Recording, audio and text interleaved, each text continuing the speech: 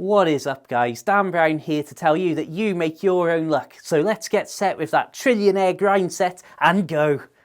Should we just go for a walk and talk sensibly? Thought so. So I know that I'm a lucky person. I've got simple evidence such as the fact that, well, most of the people I know have never seen a single shooting star. I've seen hundreds, maybe even over 1,000. In fact, last night, like something out of a movie, I stood on this very aqueduct and watched a couple of shooting stars roar across the sky. Of course, the reality is, the reason that I've seen so many shooting stars compared to other people is that in my early 20s I really got into astronomy, so I was out for a couple of years with small telescopes in dark sky areas, and people don't seem to realise that there's shooting stars happening all of the time, just that a lot of them are so faint that even with the smallest bit of light pollution, you're not going to see them. Then after spending years loving astronomy, I then moved onto a boat, and so deliberately spent time in the most clear dark sky rural areas for years on end. And suddenly, that's not so lucky. But it is an example of this making your own luck, that I've seen these things because of my actions to put me in a position to see them. So of course, I'm no luckier or unluckier than anybody else.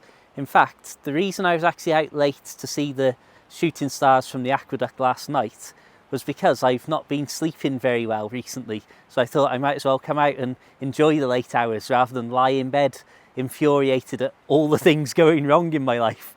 So you could say it was bad luck that ultimately led me to see those shooting stars. And this is really where I take an issue with this concept of gotta be in it to win it, make your own luck, hustle and grind sort of mindset or belief, ideal, whatever you want to describe it as. Of course, it's very important to be positive, it's very important to have self-belief, but it's very easy for that to turn into some kind of delusion. And of course, to a certain extent, there's always a grain of truth. So for example, I've got to be under the night sky to see the shooting star. I've got to be posting videos in the hope that one of them will blow up and make me a millionaire overnight, for example. But I think you need to remove this ethereal, potentially deluding idea of luck and just deal with the most simple, honest statements of fact. There are consequences related to actions.